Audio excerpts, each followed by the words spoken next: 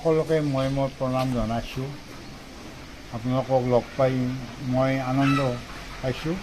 সেইকাৰণে যে মই ওচৰতে মোৰ বাইদেউ এজনী অসুখ হৈ আছে, তাৰ খবৰ ল'ব আহিছিলোঁ। খবৰ ল'ব আহোঁতে মই শুনা পালোঁ যে এতিয়া এখন বৃদ্ধাশ্ৰম আছে, আৰু মই বহুত বৃদ্ধাশ্ৰমৰ বৃদ্ধা তেনেকুৱাকৈ মানুহ লগ পাওঁ যে থ'ব লাগে তেওঁলোকক ক'ৰবাত। মই গুৱাহাটীৰো কেইখনমান বৃদ্ধাশ্ৰম, গোটেইকেইখন বৃদ্ধাশ্ৰমত প্ৰায় মই গৈছোঁ। এনেই যাওঁ, মই যাওঁ, চাই চিতি আহোঁ। তেনেকুৱাকৈ মই ঘূৰি ফুৰোঁ। আজি মোৰ উদ্দেশ্য অন্য নহয়, মই আচলতে চাব আহিছিলোঁ। আৰু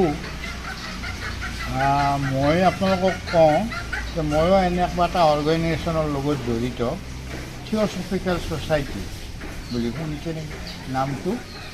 সেইটো গোটেই পৃথিৱীতে আপোনাৰ আছে, আৰু আমাৰ তাৰ এটা শাখা আছে, TOS, থিঅ'ছফিকেল অৰ্ডাৰ অফ ছাৰ্ভিচ। সেইটোৰ দ্বাৰা আমিও এনেকুৱা অনুষ্ঠানবিলাকত কিবা কিবি যদি অলপ এটা সেৱা আগবঢ়াব পৰা যায়, তেতিয়া সেইখিনিটো আমি কৰোঁ। আৰু এনেকুৱা অনুষ্ঠানত আমি গোটেই অসমতে আমাৰ যিটো TOS যিটো সংস্থা আছে, তাৰে TOSৰ সভাপতি এজন আছে। সভাপতিৰ তলত মই উপসভাপতি হিচাপে দায়িত্বভাৰ আছে।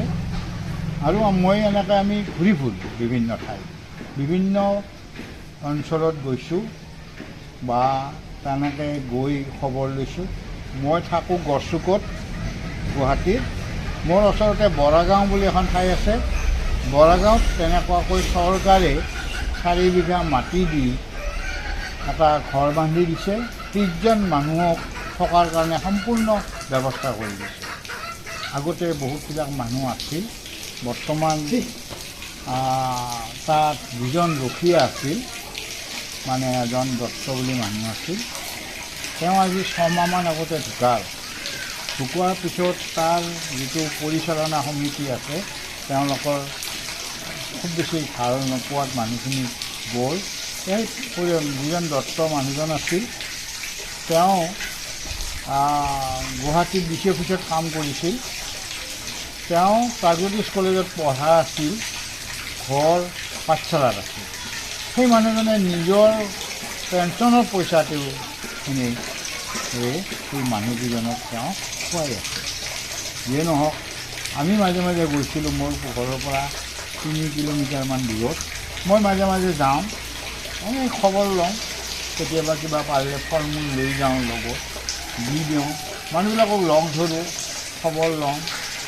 এনেকুৱাকৈ বহুদিন চলি আছে, কিন্তু এতিয়া সেইটো বৰ্তমানে বন্ধ হৈ আছে। অৱশ্যে চৰকাৰী হোৱাটো, তাত এটা ডাঙৰ পুখুৰী আছে, ওচৰত মাটি আছে খেতি বাতি কৰাৰ কাৰণে, মানুহো আছে তাতে। গতিকে তেনেকুৱা ধৰণৰ অনুষ্ঠানবিলাক আছে। গতিকে মই আজি এনেই চাব আহিছিলোঁ যে বৃদ্ধাবাসটো চাই যাম।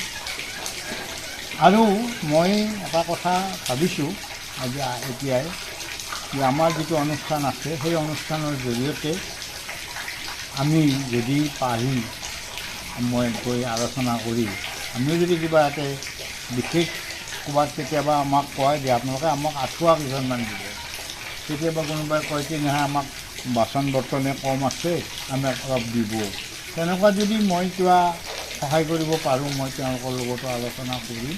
আৰু মই পিছত আহিম আৰু আপোনালোকক পাই নথৈ উন্নতি হৈছোঁ। এখন নলবাৰীত আছে, সেই নলবাৰীখনত 30জন আৱাসী আছে। এজন সাংবাদিক ৰহমান, তেওঁ সম্পূৰ্ণ মিৰ্জানুৰ ৰহমান নেকি, তেওঁ নিজে চলাইছে। আপোনালোকে আচৰিত হ'ব যে তেওঁ নিজে ৰাতি দিনে ভাত ৰান্ধি নিজে খুৱায়, আৱাসীকেইজনে সহায় কৰি দিয়ে। তাত হিন্দু মুছলমান সকলো সম্প্ৰদায়ৰ মানুহ আছে, তাত কিবা নাই। মই সেই সময়ত আজিৰ পৰা প্ৰায় 1 বছৰমান আগতে গৈছিলোঁ। পিছত এবাৰ আমাৰ পৰা গৈ অলপ সাহায্য কৰিছিল। সেই সময়ত যোৱাৰ সময়ত এজন উত্তৰ প্ৰদেশৰ এজন নে 2জন মানুহ উত্তৰ প্ৰদেশৰ পৰা আহিছে, লক্ষ্ণৌৰ ওচৰত। আহি তাত আৱাসী হয়। কেতিয়াবা সেই আৱাসত যদি মানুহ এজনৰ কোনোবা কথাত মৃত্যু হয়, বয়সত বা কিহত, মানুহজনৰ ঠিকনাত ঘৰৰ খবৰ দিয়ে যে আপোনাৰ এনেকুৱা এনেকুৱা তেখেত ইহলীলা সম্বৰণ কৰিছে, গতিকে তাৰ ক্ৰিয়াকৰ্মৰ কাৰণে আপোনালোকে আহক। যদি আহে তেওঁলোকৰ দ্বাৰাই কৰায়, ঘৰুৱা মানুহৰ দ্বাৰা, আৰু যদি নাহে তেতিয়াহ'লে এই মিৰ্জানুৰ ৰহমান তেওঁ নিজে হিন্দু মানুহক তেওঁ সৎকাৰ কৰে। লগৰ আৱাসী যিজন থাকে তেওঁলোকৰ দ্বাৰা সৎকাৰ কৰে, তেওঁলোকৰ দ্বাৰাই সাধাৰণভাৱে কাৰ্যকান্তি কৰি তেওঁক ইহলীলা মানে কিহৰ কাৰণে প্ৰস্তুত উলিয়াই দিয়ে। গতিকে এনেকুৱা ধৰণৰ এটা অনুষ্ঠান বহুত আছে, বহুত আপোনালোকৰ মই শুনিছোঁ 23জন আছে বুলি কৈছে, ইয়াতে 24 আৰু আহিছে নহয়। অঁ, ঘৰলৈ গৈছে। হয় হয় হয়, মোক মই বাহিৰত মই সোধোতে এজনে কৈছোঁ যে তাতে 23জন বৰ্তমান মানুহ আছে, আৰু আপোনালোকৰ যে এনেকুৱা এটা অনুষ্ঠান আছে মই নাজানিছিলোঁ। আৰু সোমাই আহি মই বহুত দূৰ আগবাঢ়ি গৈছিলোঁ, আগবাঢ়ি গৈ যেতিয়া মানুহক সুধিলোঁ তেতিয়া কৈছে যে এনেকুৱা এনেকুৱা। গতিকে মই এনেকুৱা কৈ সকলো মানুহখিনিক লগ পোৱাৰ কাৰণে মই সঁচাকৈ আনন্দিত হৈছোঁ। আৰু আপোনালোকে সম্ভৱ বিভিন্ন ঠাইৰ পৰা আহিছে, হিন্দু মুছলমান সকলো আছে, নাই চবৰ কাৰণে গোটেইখিনি হিন্দু মানুহ আছে। এনেকুৱা অনুষ্ঠানত থাকি বৰ আনন্দ পোৱা যায়। মই গুৱাহাটীত কেইখনমান দেখা পাইছোঁ বৃদ্ধ আৱাস, সন্ধিয়া তেওঁলোকে প্ৰত্যেক দিনে প্ৰাৰ্থনা কৰে। আপোনালোকৰ ইয়াতে আছে নে নাই নাজানো। তাৰপিছত কোনোবা এজনক ক'ব দিয়ে যে এনে এনে কথা আপুনি অলপ কওক।